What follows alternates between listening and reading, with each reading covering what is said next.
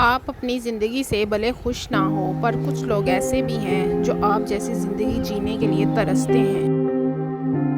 خالق سے مانگنا سنت ہے، اگر دے دے تو رحمت، نہ دے تو حکمت۔ مخلوق سے مانگنا ذلت ہے، اگر دے دے تو احسان، نہ دے تو شرمندگی۔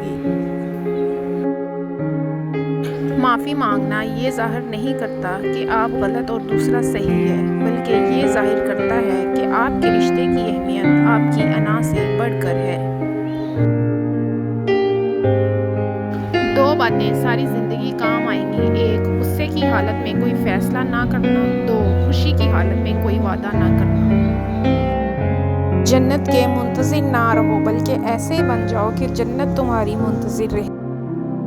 جو حق کو چھوڑ کر عزت کا طلبگار ہوتا ہے وہ ذلیل ہو کر رہتا ہے، اور جو حق کے ساتھ دشمنی رکھتا ہے ذلت اس کا ہمیشہ مقدر بن جاتی ہے۔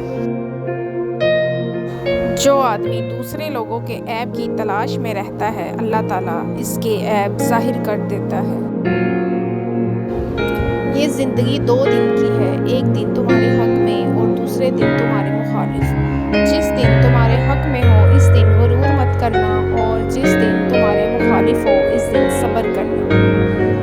حضرت علی رضی اللہ تعالیٰ عنہ نے فرمایا، اگر تم اس وقت مسکرا سکتے ہو جب تم پوری طرح ٹوٹ چکے ہو، تو یقین جانو دنیا میں تمہیں کبھی کوئی توڑ نہیں سکتا۔